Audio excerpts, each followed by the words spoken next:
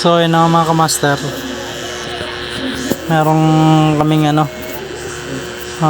pull down cleaning dito sa Serendra ulit sa Bamboo Tower. Kaya napansin nyo, tanggal ko na yung fan motor, yung pinaka blower wheel nya. Dapat ipo-pull down namin yan. Ang naging problema dyan, nabilog na yung sa may fittings ng 1/2, kaya hindi ko na mabaklas. At yun nga, wala akong vice grip na dala, kaya hindi ka mabaklas dahil nabilog na. So yun, pwede naman siyang gawa ng paraan yun. Tinanggal ko na lang yung pinaka blower wheel nya para malinisan ng maigi. Ayan, malinis naman na.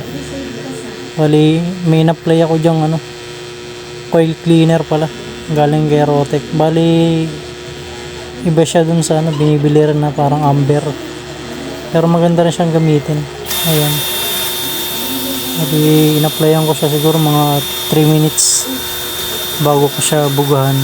In-applyan ko muna siya para matanggal yung mga dumi sa coil na nakakapit. And then yan, diretso ng sinabon ko na rin para matanggal yung amoy. Pero dapat yung pull down talaga yan, na bilog lang yung pinaka fittings ng 1/2. Hindi na mabaklas. Naka 3 katala na yung ginamit ko dyan. Sa kasamang palad, bilog na talaga siya. Bali, unang hawak namin tong unit dito sa Serendra, lagi na namang natulo. Kadalasan naman tulo talagang problema dito.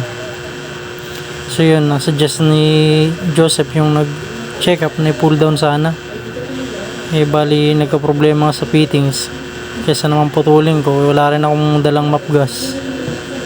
So yan, ginawa ko, binaklas ko na lang, din binugaan ko na lang yung likuran. Nadudukot naman dahil yung pambuga namin short nozzle naman yan. Pinasadya talaga yung pandukutan. So kaya talagang malinis na malinis din naman yan. Then sinigurado ko na matanggal yung mga ayan, inangat ko na rin yung likuran, binomba, para masigurong matanggal talaga yung mga jelly na namumuo dyan sa likuran. Actually, hindi naman siya ganun kadumi talaga yung pinakalikuran niya. Siguro may mga times lang na naiipon at nagsasabay-sabay dun sa secondary na butas. Ayun, nagkukos ng pagkatulo. So, 2 unit to. Yung isa sigurado namang mapupull down dahil hindi pa nagagalaw yung fittings nun. So ito kasi nagalaw na, kaya nahirapan akong baklasin. Wala nga akong vice grip, pero kung may vice grip ako, matatanggal ko yan. Kasi bilog na talaga, sindrog na yung 1/2 nya na sa may fittings mismo ng indoor unit, hindi yung pinaka nut natin. So ayan, nasabon ko na siya. Sasabunin ko ulit para matanggal nga yung amoy nung ko dyan, in-spray ko yung coil cleaner na nabibili kay Rotec. Actually maganda naman, parang amber lang din siya yung pag ina-apply. Mabilis naman siyang makapaglinis ng coil. Talagang kikintab ulit siya, tatanggal yung mga parang itim-itim. So ayun, bubugahan ko muna.